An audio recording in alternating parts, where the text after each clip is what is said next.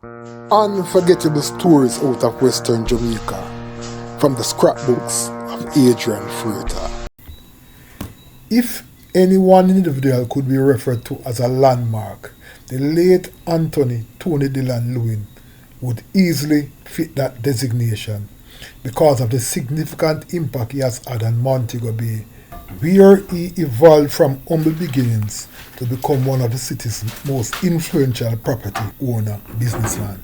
While his unorthodox style and mannerism was far from being polished, when it came to being ambitious, Tony, as he was affectionately called, was chock full of ambition, and at one time he even harbored thoughts of becoming a member of parliament in a Jamaica Labour Party administration.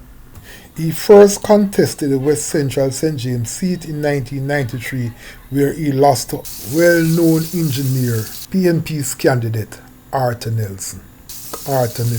He polled 3,439 votes to Nelson's 5,215.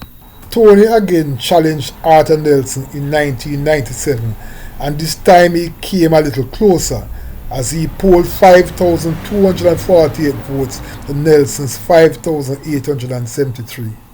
Not a man to quit, Tony was again gearing up to continue his political quest when he got in trouble with the law.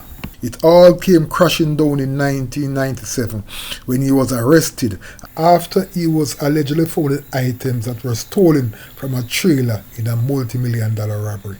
While he was never convicted in that incident, it left a bitter stain on his reputation as it made him unattractive for future political considerations. I have always enjoyed talking to Tony because he was a highly opinionated man who was not afraid to call a spade a spade. In fact, many of the dark secrets I have heard about some of Montego Bay's most prominent personalities came to my attention in discussions I have had with Tony over the years. Just as how some persons were ready to question Tony's intellect, he was always ready to spill the bean on them and their dirty deeds. Tony, who took great delight in talking about his childhood days in Montego Bay and the limited opportunities that were offered to ordinary folks, said he always harbored thoughts of becoming a major property owner in Montego Bay. His dream was to show that if given the same opportunities, the children of ordinary folks could become big timers in Montego Bay. As a consequence, he made many personal sacrifices to buy up lands wherever they were. He was particularly fixated on buying lands in the Brandon Hill and Union Street sections of Montego Bay.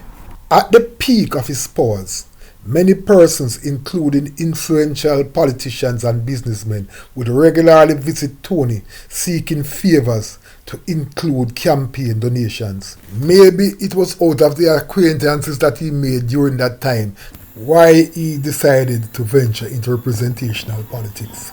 In this edition of Lest You Forget, we will be looking back at that incident for which Tony was arrested, from a story I wrote for the Jamaica Star, which was published on the 20th of May 1998 under the headline, JLP Man Arrested in Multi-Million-Dollar Trailer Robbery.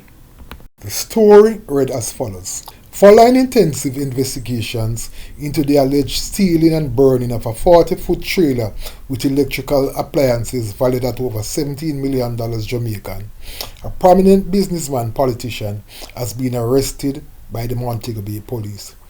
Arrested and charged with receiving stolen goods is Anthony Tony Dillon Lewin of a Union Street address in Montego Bay.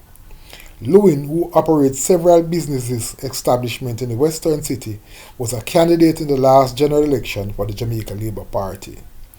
According to the police reports, Lewin was arrested and charged last Friday afternoon after items believed to have been part of the stolen loot were found on one of his premises. Dillon has been released on bail pending his first court appearance today. In addition to Lewin, police are also seeking another Montego Bay businessman who they believe can assist them in their investigations. The wanted man, whose identity has been withheld, is in hiding. The trailer, the property of electrical engineer Vinton Little, a returning resident, was removed from his heavily fortified Roundhill estate property located on the Hanover St. James border between March 21 and 24, the police said. Little, who once lived in Canada but returned home to invest in Jamaica, said the trailer contained electrical appliances he has been stockpiling for over 10 years as part of his long-term plan to construct a luxury 105-room hotel on his Roundhill property. With the multi-million-dollar loss he has suffered as a result of the stealing and burning of his trailer, Little is no longer sure whether the hotel project, which he broke ground for in 1989, will ever become a reality. While Tony's political aspirations died with that incident, he nonetheless continued to be an influential businessman in Montego Bay.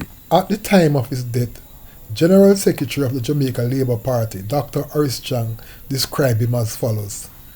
Tony Dillon was a successful businessman who grew up at the grassroots of Montego Bay. Tony was a very special individual who was committed to the political organization of the party in St. James. He will be missed, especially among his strong grassroots followers in the Jamaica Labour Party. While the incident for which Tony was arrested can in no way define him and his legacy, albeit he did not live long enough to build the multi-story car park he wanted to erect along the Howard Cook Highway, his contribution to Montego Bay cannot be downplayed or slighted in any way, which makes Tony Dillon one of those unforgettable personalities out of Western Jamaica, which naturally makes his story one of those unforgettable stories as well. Unforgettable stories out of Western Jamaica from the scrapbooks of Adrian Freighter. Before you go, please remember to subscribe.